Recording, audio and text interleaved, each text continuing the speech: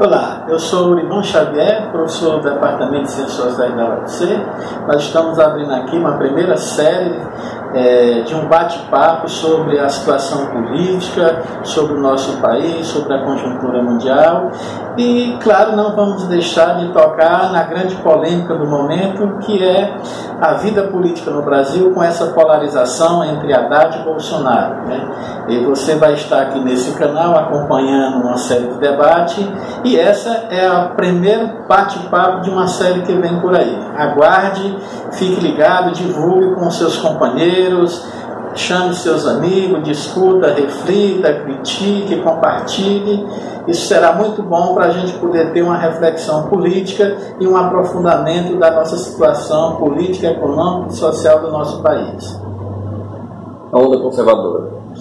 Bem, em relação à onda conservadora, a onda conservadora não é uma questão inerente apenas ao Brasil. Na minha concepção, nós estamos vivendo uma onda conservadora no mundo. E por que nós estamos vivendo essa onda conservadora no mundo? Na minha concepção, essa onda conservadora ela é fruto de um progresso, ou de uma amplitude muito maior. Ela é fruto, na realidade, do fim da racionalidade ou do processo civilizador moderno, que gerou o capitalismo, que gerou o iluminismo.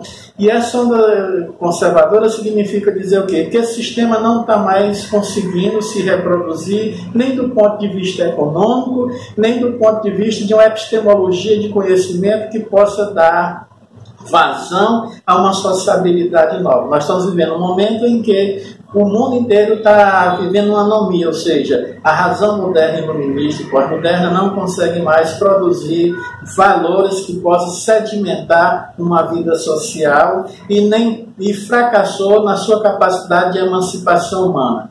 Nós somos muito vitoriosos do ponto de vista da razão iluminista para produzir, para acumular riqueza, para produzir tecnologia, mas nós não tivemos a capacidade nem de distribuir essa riqueza, nem o conhecimento e nem de emancipar a humanidade. Daí que os grandes contrastes que nós vivemos hoje. Nós temos muita tecnologia, muito conhecimento e poucas pessoas têm acesso a esse conhecimento. Nós temos produção de muita comida e nós temos pessoas passando fome. Nós temos construção de muitas casas, muitos apartamentos, muitos estão aí especulando, buscando alugar o mais caro possível, muitos não estão nem conseguindo alugar e muitas pessoas sem teto, morando na rua, sem ter o endereço, sem ter condições mínimas de vida. Temos em quase todo canto do mundo movimento dos sem terra, enquanto tem muita terra cercada, sem ser utilizada, é uma especulação. É o que a gente chama, nós chegamos ao fim de um ciclo e esse ciclo está gerando toda essa barbárie. Aqui no Brasil, esse ciclo conservador, ele vem do ponto de vista político, vem exatamente reforçar um ciclo de pensamento que tem uma visão muito conservadora em relação às posições sexuais, daí a perseguição aos homossexuais, daí a perseguição a pessoas que se declaram com novas formas de casamento, a perseguição às mulheres que não querem mais se submeter ao padrão de uma sociedade patriarcal. Aí nós temos também o avanço das igrejas neopentecostais, que são igrejas hoje que trabalham com a ideia de uma teologia da prosperidade, que quer juntar a questão do lucro, do dinheiro, com a salvação das almas, numa promessa, que é uma promessa que apela muito para a ingenuidade das pessoas e no medo que as pessoas têm de ir para o inferno, promovendo ou tentando promover a ideia de que eles têm o caminho para a salvação.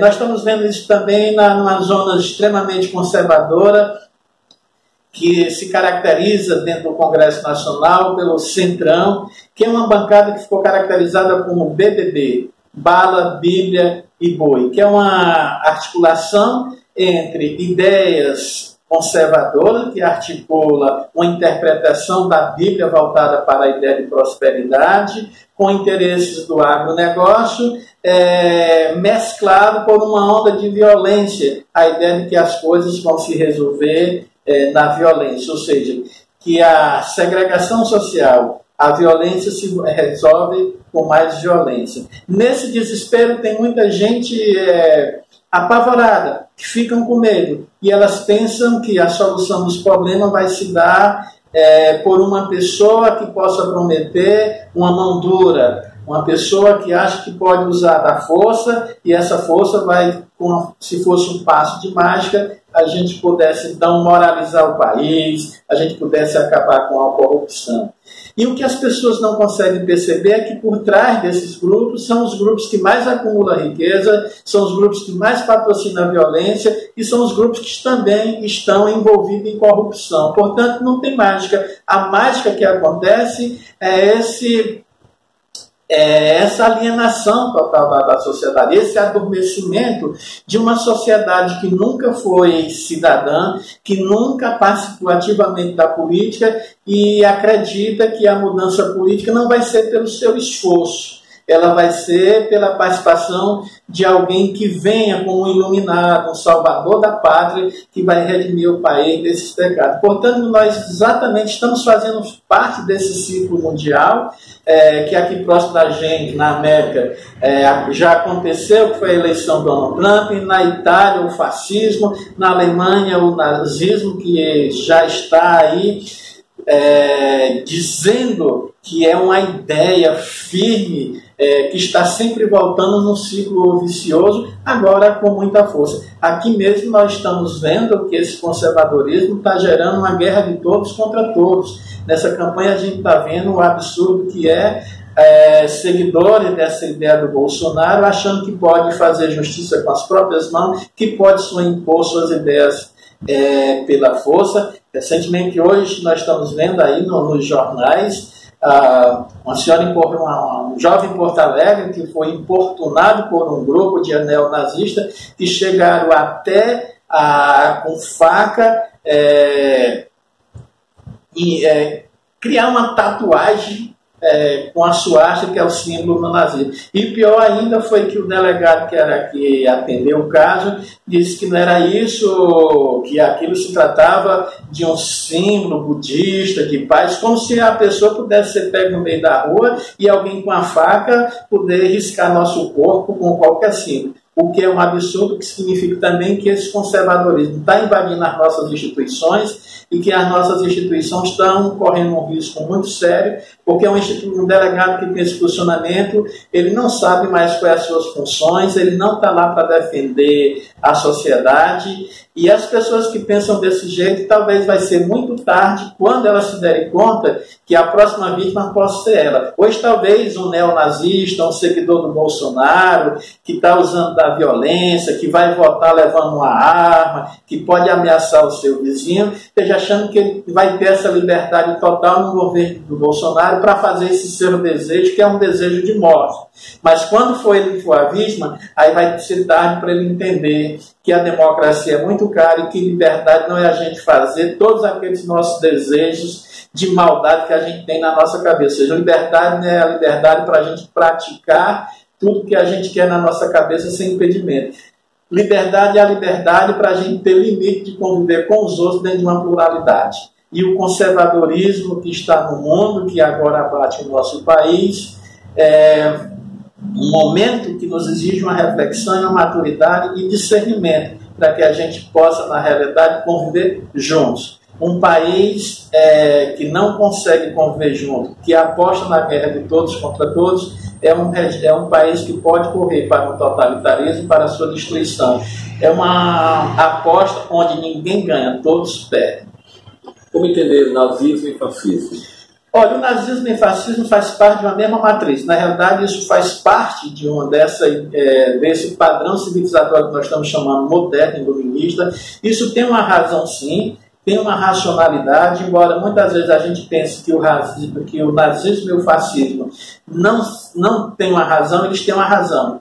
É uma razão instrumental que funciona assim. É uma razão que funciona pelos afetos, é uma razão conservadora que está muito ligado às formas de expansão também do capitalismo, quando o capitalismo não consegue se expandir pelo livre mercado, nem consegue se expandir dividindo lucros. Então, o nazismo e o fascismo é a ideia de que se não se pode acumular riqueza, se não se pode expandir o capital para o mundo, se não se pode expandir ideias conservadoras, se não se pode impedir a mudança da ordem, então se faz o uso da violência. Se faz o uso da violência onde se elege determinado segmento da sociedade como inimigo. O nazismo foi os judeus, o fascismo na Itália elegeu os comunistas, daí porque Antônio Gramsci, que era um comunista, foi colocado na cadeia, e o Mussolini dizia: por que ele tem que ser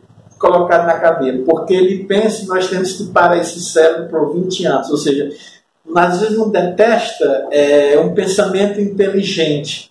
O nazismo e o fascismo, ele gosta do pensamento curto, daquele pensamento repetitivo, daquele pensamento que não escuta, daquele pensamento que se repete em série, mas se repete em torno da destruição e não da construção de algo novo. É o pensamento que gosta de se enganar com o conservadorismo, né? É o pensamento que está muito ligado também a uma relação entre a política e a religião. Por isso que ele explode em violência, por isso que ele é intolerante. O poder dos pastores nessas eleições e os interesses dessas igrejas? Olha, essas igrejas, elas colocam, é uma neocristandade. A cristandade é você usar valores cristãos, né? O que passa para a sociedade como se nós estivéssemos vivendo realmente aqueles valores de Jesus Cristo, para alimentar o poder de uma igreja, que essa igreja, na realidade, é o poder autoritário de pastores, vinculando essa teologia a uma política conservadora, e se cria uma relação de poder. Você, na realidade, aí, você volta a um período que era da Idade Média, em que a igreja juntava o poder político, que é o poder temporal, com o poder espiritual. Só que esse poder espiritual hoje é um poder espiritual manipulado, uma neocristandade, que vai inclusive ao desencontro de uma verdadeira teologia que tiver, ou de uma cristologia que tem como seu fundamento o amor. Enquanto Jesus Cristo veio para trazer a paz, ser contra a violência, o perdão, nós temos pastores e deputados e candidatos falando em violência. Assisti recentemente o Bolsonaro falando em relação ao seu agressor, que ele não vai perdoar o seu agressor. Enquanto Jesus Cristo é a sua mensagem de perdão, a neocristandade é da vingança, é do não perdão, né? Enquanto Jesus Cristo dizia que veio para que todos tivessem vida, essa vida do fascista, a mensagem do Bolsonaro é que a vida é para alguns. O homossexual não merece viver, ele deve ser agredido no meio da rua. Jesus Cristo foi aquele que chegou diante de uma prostituta e perguntou: quem não tivesse pecado, atirasse a primeira pedra. Esses aí são aqueles que atiram pedra nas mulheres que não querem se submeter ao patriarcalismo, nas mulheres que querem ser livres. Ou seja, é exatamente o contrário, e é muito interessante essa capacidade que esse sistema tem de tornar as pessoas quase que adormecidas. Coisas tão simples que eu estou falando aqui para você, que tem muito sentido se você olhar na Bíblia, você vai ver que não é isso que ocorre nesse modelo que nós estamos assistindo aqui, nas propostas, nos seguidores daqueles que estão agora em torno da campanha do Bolsonaro e de um conjunto de pastores que estão aí falando em nome de Deus. Ou seja, eles estão cometendo um pecado muito grande, porque se diz que não se deve usar o nome de Deus em vão. E essa é uma forma de usar o nome de Deus em vão. Ciro Gomes. Olha, Ciro Gomes foi um candidato que tentou ser uma alternativa a essa polarização que nós estamos vendo. Ele não conseguiu. Infelizmente, houve uma miopia muito grande do Lula e do PT. No momento em que nós tivemos um golpe político no nosso país, que instituiu o poder do Temer, o Temer como um poder não legitimado, poderia ter chamado a sociedade para compor. O momento correto era aquele. O time político foi pós logo o golpe, ter chamado formado um grupo suprapartidário dentro da sociedade para se contrapor ao golpe, com um projeto político de reação ao governo Temer. E um segundo momento foi nas eleições. Era importante o PT ter tido a sabedoria e dizer o seguinte: ele estava na hora de abrir mão de uma candidatura própria, estava na hora de abrir mão da candidatura do Lula. Na realidade, o Lula acabou manipulando o PT para que o seu próprio interesse, a sua vaidade, né, combinada, claro, com a indicação dele pelas pesquisas de que ele estava no primeiro lugar na pesquisa para presidente, mas eu acho que nesse momento tem que se fazer uma autocrítica e dizer: faltou uma grandeza para ter encontrado um nome de fora do PT, que juntamente com a vice do PT, se pudesse fazer um amplo movimento para não deixar o país cair nessa polarização, que agora nós estamos caminhando para um momento em que, independente do resultado dessa eleição, mesmo que o Bolsonaro não ganhe essas eleições, o que está sendo muito difícil nesse momento, esse homem já saiu vitorioso, porque ele criou uma polarização que não existia no país, uma polarização entre esquerda e extrema-direita. Esse homem pautou a vida política, a esquerda está a reboque desse homem, a esquerda está correndo atrás do prejuízo, a pauta é do Bolsonaro. Esse homem criou um negócio tão grande que nem o governo Temer foi tematizado nessa campanha, ele ficou de fora dessa campanha porque a polarização ficou sendo entre quem defende a democracia e quem defende o fascismo. Quer dizer, passou a largo uma avaliação do que foi toda uma tentativa do Temer de fazer um conjunto de reformas não legítimas que prejudicam a sociedade e que, de uma certa forma, o Bolsonaro ele acabou criando uma ideia de que ele é um candidato antissistêmico. E sistêmico seria o candidato, o petismo seria o sistema. Quer dizer, foi bem sucedido nessa estratégia e eu creio que se nesses dois momentos tivesse sido outra postura do PT, teríamos um outro caminho. Ou seja, estou falando isso porque se o Ciro Gomes naquele momento fosse um dos nomes indicados para compor esse quadro de uma grande frente, né, teria se dado poderia ter um outro rumo na política brasileira durante a nossa campanha até o primeiro turno, né? E ao longo desse processo, o que aconteceu? O PT fez um esforço danado para fazer uma campanha junto com aqueles que ajudaram a construir o golpe.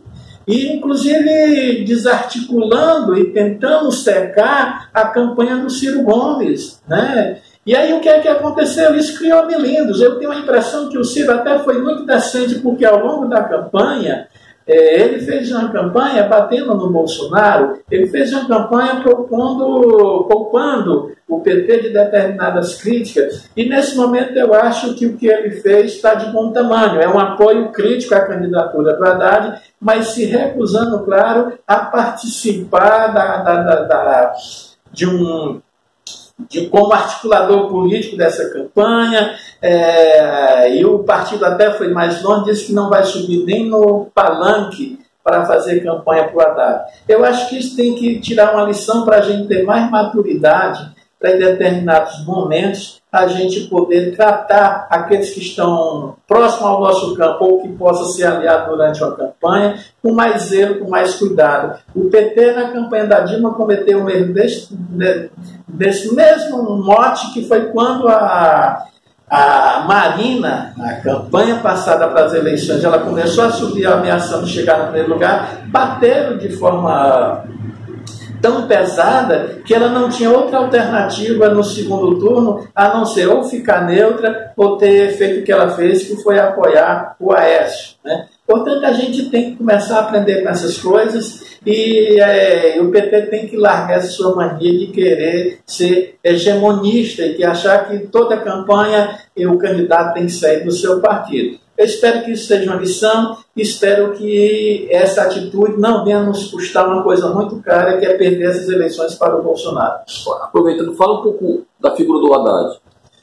Olha, o Haddad é um candidato dentro do PT que, de uma certa forma, não é um candidato orgânico daquele grupo ligado ao Lula, mas é um cara, inclusive, assim, que está dentro dessa perspectiva do Lula. O Lula foi sempre um candidato que não quis ninguém perto dele que pudesse ofuscar seu nome. O PT, eu sempre digo para as pessoas que estão próximas a mim, era o partido que hoje deveria ter um conjunto de lideranças nacionais que poderiam disputar essa campanha e ser conhecido no Brasil todo, mas o Lula sempre localizou deixou fora da jogada todas as pessoas. Jair Meneghelli foi presidente da corte, ninguém sabe nem onde é que está. Em Porto Alegre, Olívio Dutra, um grande candidato, foi governador, foi prefeito, um homem que não tem patrimônio nenhum, anda de ônibus em transporte coletivo na cidade, é um puta pensador, é o nosso político aqui que se aproxima mais do estilo de vida do Mujica. Ficou isolado. Paulo Paim, lá de Minas Sul, também foi um cara que, inclusive, na eleição passada, o Lula, inclusive, queria negar que ele fosse candidato para apoiar lá o PMDB. Em São Paulo, em vez de ter apostado sempre no Suplicy, apostou na Marta Suplicy, deu no que deu. Quando foi para a sucessão dele, em vez de apostar num quadro orgânico do PT, apostou na Dilma, que não era do PT, era do PT, veio se filiar nas vésperas. E agora segurou o Haddad, ainda fez ele passar pelo vexame, porque esticou demais o tempo de decisão do partido, e inclusive quando decidiu que ele ia ser o candidato, ele ainda chegou lá em uma semana achando que ia receber a bênção, se ainda não está no tempo, volta na outra semana, quer dizer, ou seja, criou vários constrangimentos. Pessoalmente, o Haddad é um quadro político que eu acho, do ponto de vista do entendimento da política e da formação teórica, é superior ao Lula, do ponto de vista do traquejo, das alianças, da percepção política, é muito inferior. Eu acho que na América Latina nós não temos uma liderança com a capacidade de articulação política tão grande quanto o Lula. Eu faço um conjunto de críticas ao Lula, mas reconheço que ele é a maior liderança viva na América Latina e no mundo. É um cara que tem uma habilidade para fazer política fantástica, mas também ele foi tragado pela vaidade, tem um ego muito grande, e acho que nesse momento faltou um time para ele. Aí acho que ele cometeu um erro muito grande, não ter chamado, naquele momento ali do golpe, a sociedade para uma reação ao golpe. Apostou na institucionalidade quando era o momento da ruptura. Esse foi o erro do PT, um PT que há muito tempo vem entrando no conservadorismo e tentando administrar sempre no ganha-ganha. Eu espero que agora tenha percebido que não dá mais para continuar o ganha-ganha, e a minha esperança é que a gente possa virar esse jogo.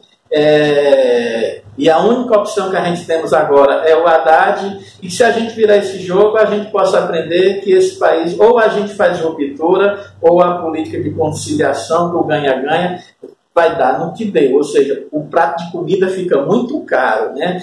Esse períodozinho que os pobres, os miseráveis experimentaram a vida de pobre, que algumas pessoas chegaram na universidade, o resultado que nós estamos vendo é extremamente desastroso. O pós-Lula está sendo muito desastroso para a sociedade. Articulou um pensamento conservador e um pensamento que está se consolidando, e mudou a polarização. A polarização que antes era entre PT e PSDB, ou seja, o partido quer fazer um neodesenvolvimentismo com um partido neoliberal. Agora nós temos um partido neodesenvolvimentista com a extrema-direita. E me parece que, mesmo que seja derrotado agora nas urnas, esse grupo vai sair muito forte, né? E esse pensamento parece que está enraizado em parte da sociedade, que o Bolsonaro, na verdade, é só um catalisador desse sentimento que está na sociedade, que está nas pessoas.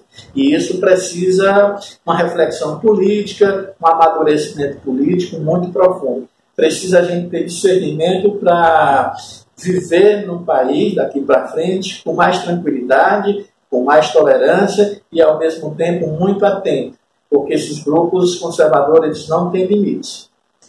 Fake news, fracasso da campanha na televisão e rádio, como é que você analisa? Olha, veja bem, o fake news ele na verdade, um fenômeno, né, da utilização das mídias, né, e que ele serve para dois lados. É lamentável que isso possa estar acontecendo, porque, na verdade, a divulgação de notícias falsas pressupõe, então, que você quer vencer de qualquer jeito. É o fim da realidade de uma relação leal e moral nas relações políticas, nas relações com o outro. E, claro, as notícias falsas elas ganham uma notoriedade durante a campanha política, mas ela acontece no dia a dia, às vezes difamando pessoas, às vezes divulgando informação de determinados setores econômicos, às vezes de vida privada das pessoas, distorcendo notícias. Portanto, é uma coisa que não é só um fenômeno da campanha, é um fenômeno que está ligado ao uso das mídias sociais e, portanto, é uma coisa que a gente tem que estar sempre alerta e tentar desenvolver mecanismos, dispositivos que possam combater isso. Mas o mais importante é a gente olhar para dentro da gente individualmente e dizer, olha, eu não vou ser um produtor de notícias falsas, eu também não vou ser um reprodutor de notícias falsas. E quando um amigo passar uma notícia falsa para a gente dizer, olha amigo, por gentileza, isso é uma notícia falsa. A gente poder logo ali reprimir, né? A gente também, se está num partido político, recebe uma coisa que está difamando o outro e a gente sabe que não é verdade, a gente não entrar naquela lógica de que, bom, mas quando é contra o outro, vale. Não é assim, não pode ser assim. Eu não posso usar instrumento que não vale para mim e usar contra o outro, porque depois eu perco a moral de achar que quando o outro vai usar contra mim, isso está correto. Em relação à violência do eleitorado do Jair Bolsonaro nas ruas, olha, essa violência do eleitorado do Jair Bolsonaro na rua, ela está ligada a tudo isso que eu estou dizendo, né? É uma violência que é estimulada e que tem tudo a ver com um candidato que estimula essas coisas. Todo o mandato do Bolsonaro, mesmo antes de ser candidato a presidente da República, era polêmica, era de estimular essas coisas. É uma pessoa que já disse durante a campanha que vai fechar o Congresso. É uma pessoa que durante a votação da Dilma fez apologia a um torturador no Brasil. É uma pessoa que ainda não fez nenhum depoimento para dizer ao seu eleitorado que se contenha, que não use da violência. A posição dele foi dizer que ele não tem controle sobre as pessoas. Ele não tem controle sobre as pessoas, é verdade, mas ele tem uma parte de culpa sobre isso, porque ele é um estimulador, ele é um incentivador. As pessoas que incentivam as pessoas a ter um comportamento desregrado, elas são culpadas. Há uma coisa que é um pensador da ciência política, que é o Max Weber, não é nem um pensador comunista, é um liberal, e ele diz isso: a gente tem que ter a ética da responsabilidade. A ética da responsabilidade é aquele tipo de ética que você se responsabiliza mesmo quando você não teve a intenção de praticar aquele ato, mas você foi por sua causa ou em seu nome que determinados atos foram feitos. Esses atos que estão sendo cometidos aí, que as pessoas estão nesse momento cometendo e em defesa do Bolsonaro ou praticando contra os eleitores que não são do Bolsonaro, é de responsabilidade do Bolsonaro, não só dele, mas também de quem pratica. E é interessante a gente começar a observar isso. Por que não tem esse tipo de violência do outro lado? É bom as pessoas que dizem que são inteligentes, que estão pensando em votar no Bolsonaro, começar a pensar, olha, peraí, eu realmente não estou vendo do outro lado nada desse tipo. E se tiver um caso muito isolado e não tão grave, gente já morreu esfaqueado, como é o caso do senhor que era negro, bailarino, capoeirista na Bahia, ele foi esfaqueado. Isso é um absurdo. Então a gente tem que ter muito cuidado e dizer, olha, essa violência, ela tem culpado. Ela tem culpado no agente que pratica diretamente a violência e daquele que indiretamente incentiva, achando que tudo pode ser permitido, porque agora nós vivemos um mundo que é o mundo de alguns contra outros. A imprensa e o fujão Jair Bolsonaro dos debates. Olha, veja bem, a imprensa, de uma certa forma, é uma imprensa que ela está comprometida com o mercado, porque a própria imprensa é mercado. A imprensa, a gente às vezes pensa que a imprensa é algo que é tipo assim, é algo imparcial que está aí para dar notícia. A imprensa é mercado, é um setor do mercado, ela vive de negócio, ela vive de publicidade. A imprensa, ela aplica o seu dinheiro no setor financeiro, ela é rentista, ela é uma porta-voz do mercado. Agora, ela é um mercado que se esconde como não mercado, como se fosse algo neutro que estivesse ali com um papel educativo de educar a sociedade. A gente tem que desmistificar isso. Os comentadores e analistas que trabalham nessas emissoras, todos eles são comprometidos com seus editores. Nenhum tem autonomia suficiente para ir além daquilo que o editorial do jornal ou o dono do jornal permite. Então, a gente não pode se iludir e achar que os meios de comunicação, a imprensa, né, eles são elementos do mercado. Muitos desses instrumentos, vagarosamente, estão comprometidos com essa campanha.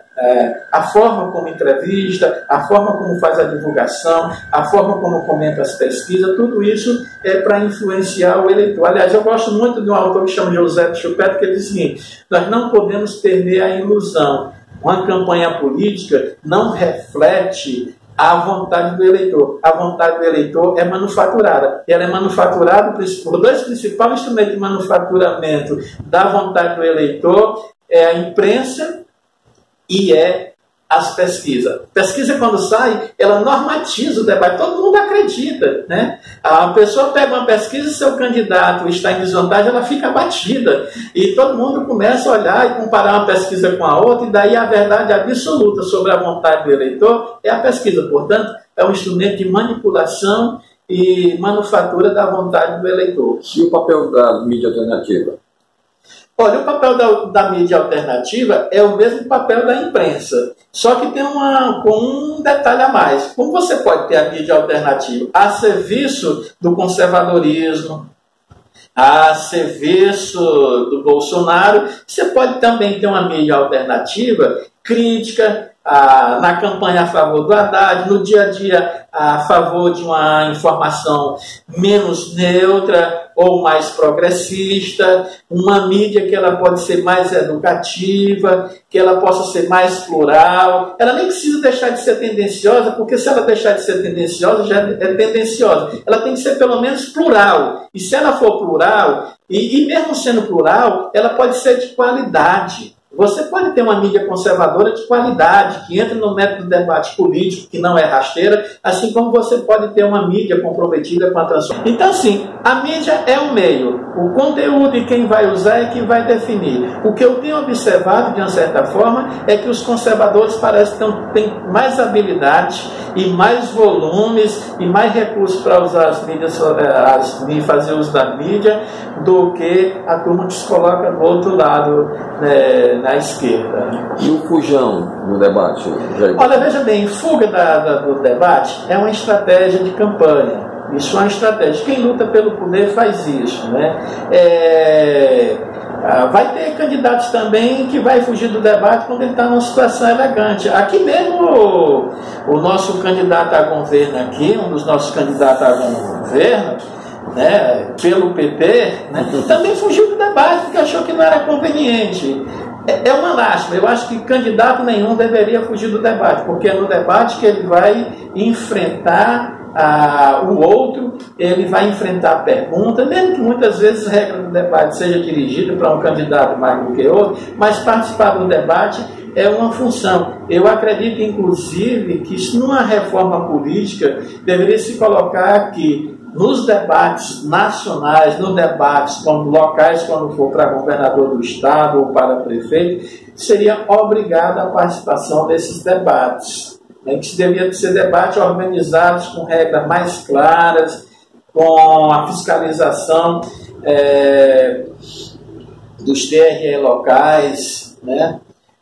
Mas o debate é uma contribuição. Todo mundo de razoável racionalidade ou entendimento ou grau de ensino já percebeu que o Bolsonaro é um cara muito fraco, que ele não tem proposta. Na realidade, é um candidato que está se mantendo muito mais por meio de afetos, de uma teima, de uma cegueira que muitos não querem ver, que nós estamos caminhando para um desastre, mas parece que assim, eu quero ver o desastre, né? Embora talvez no dia seguinte ao desastre ninguém queira assumir a culpa por isso, né?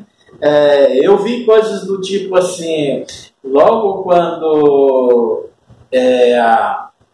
a Dilma, com as eleições, que ela anunciou a mudança do programa dela, saía dizendo: olha, eu não votei na Dilma. Era como se fosse uma piada para o eleitor da Dilma, dizendo: olha, você foi traído e foi pela sua própria candidata. Depois que o conversa caiu em desgraça, aí sumiu isso, né? Se ninguém quer ver, né, essa coisa que é a responsabilidade que você tem pelos seus atos. Então, é um candidato muito frágil, que ele não tem proposta, é um candidato cínico, E por que eu estou dizendo que é assim? Porque eu não gosto de usar termos pesados contra uma pessoa, mas foi um candidato que tem demonstrado que tem tido uma postura, assume determinadas posições. Quando ele é questionado, ele desmente, diz que foi mal entendido, não era aquilo que ele queria dizer. Né?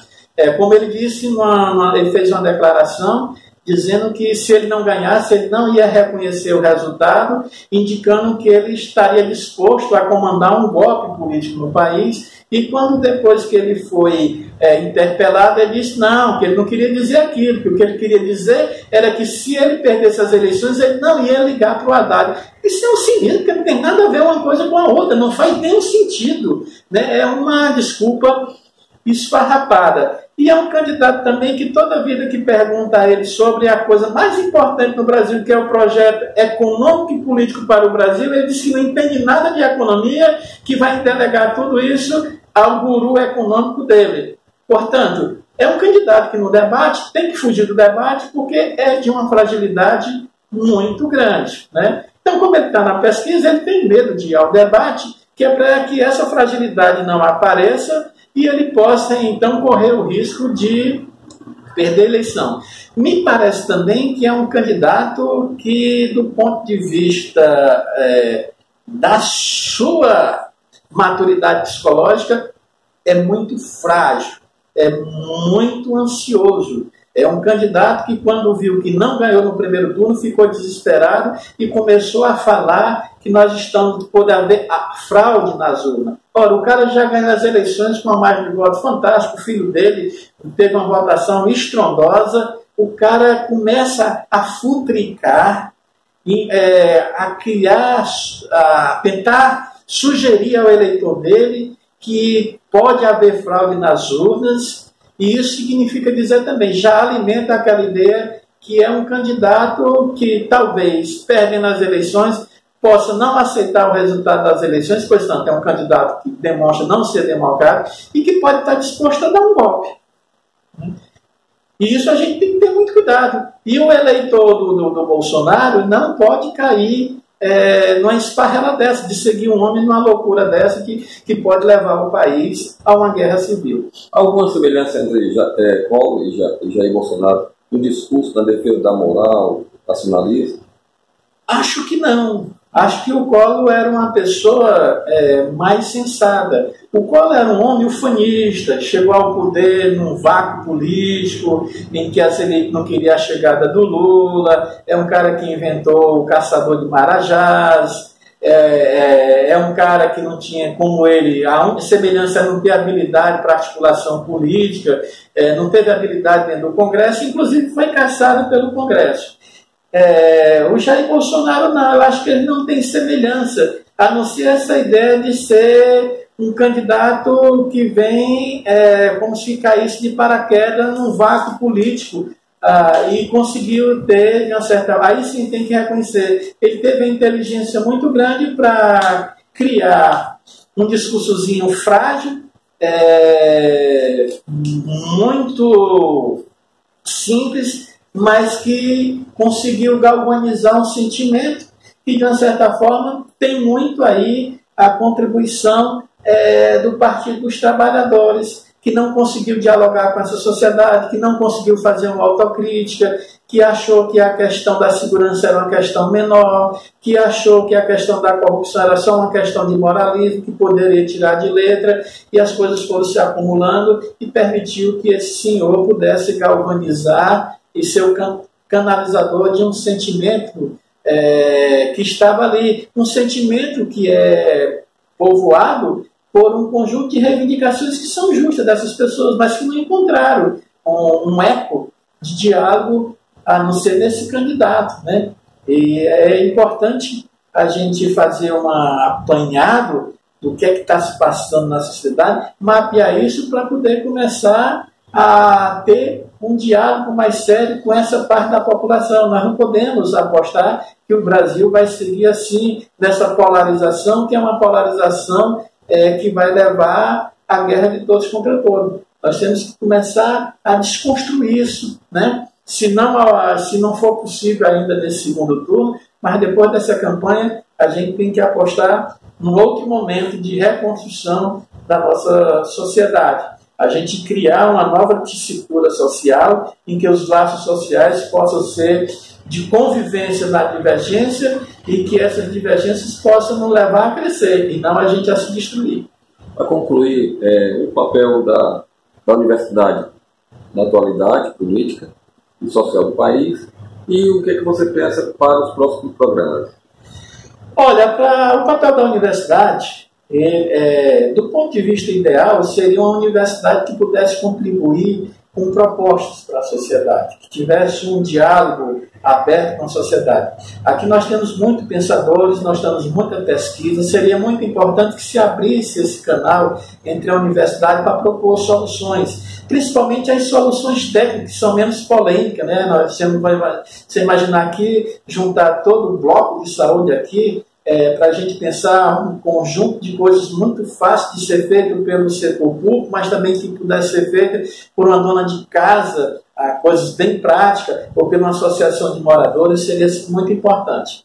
Do ponto de vista do setor mais social, seria aguçar um pensamento crítico. Mas do ponto de vista mais realista, a universidade ela perpassa todos os conflitos de classe. Então, dentro da universidade, nesse momento, a gente tem gente que vota no Bolsonaro, tem gente que vota no Haddad. Em alguns cursos, com a presença maior de um ou de outro, mas, ou seja, a universidade ela é atravessada por esses conflitos também da sociedade. Para os próximos momentos aqui no nosso canal, eu creio que a gente poderia continuar essa discussão com outras visões, com outras pessoas que possam pensar diferente do que eu estou apresentando, em alguns momentos pensar comigo, e em seguida, depois, para alimentar esse debate, que seria o pós-eleição, a gente fazer uma discussão de qual é os novos rumos do Brasil. A gente poder, inclusive, discutir coisas, qual seria a necessidade de se construir um partido de outro tipo, a necessidade da gente criar uma visão política diferenciada, a necessidade da gente partir para ampliar a organização da sociedade, a gente debater as políticas setoriais, do ponto de vista da cultura, da diversidade sexual, a questão da defesa do meio ambiente, as inovações na política de combate à pobreza, as novidades que estão vindo das organizações sociais, como o que está acontecendo lá no Conjunto Palmeira, o trabalho que está sendo desenvolvido pelo Centro Herbert Souza lá no Bom Jardim. Então, um conjunto de coisas dentro da universidade, a produção acadêmica do Grupo Tramas em torno da questão ambiental, e os estudos dos impactos do uso do agrotóxico na região do Apodi. Portanto, são um conjunto de coisas que nós precisamos debater e que esse canal pode dar uma grande contribuição, né? Como é que os internautas que estão assistindo agora poderiam contribuir? Qual o endereço para ele mandar a sugestão para você? Bom, eles podem contribuir primeiro assistindo, né? Assistindo e, de certa forma, com o senso crítico, colhendo aqueles que eles acham que bate com o seu imaginário, com as suas crenças políticas, fazendo contraponto, fazendo a crítica. Porque eu não sou pastor, então o que eu estou falando aqui pode ser criticado, é minha visão, né? Eu não tenho a pretensão nenhuma de que eu tenha seguidor. Eu quero ter pessoas que queiram pensar, criticar, fazer o contraponto, né, tentar dizer, olha, tem outra maneira de ver e a gente poder dialogar. Pode mandar para um colega, aí pode mandar sugestões, né? Para você, qual é o endereço? O endereço me encontra no Facebook, né? O meu endereço no Facebook é Oliban Xavier. Aí. E as considerações finais? Bom, eu gostaria de agradecer, né, esse espaço, e de antemão já estou agradecendo também o meu futuro interlocutor, né? Espero que a gente possa, nesse segundo turno, ter força para reverter o quadro. Mas, para isso, até lá, a gente precisa fazer campanha, a gente precisa divulgar que um outro mundo é possível, a gente precisa mostrar a fragilidade desse pensamento conservador, dessa denunciação de violência que gira em torno da candidatura do candidato Bolsonaro. É um candidato que, nesse momento, é uma ameaça para o nosso futuro. Mas muita gente está pensando que é a salvação. E aí a gente, um pouco com paciência, a gente poder dialogar com o nosso vizinho, com o bolsonarismo, sem puxar a violência, mas tentando ter um argumento razoável, né? Para que o diálogo possa reverter todo um momento político que nós estamos na defensiva e dentro de um processo que nós estamos correndo atrás. Mas vamos reverter e, com certeza, a participação de cada um ela é importante.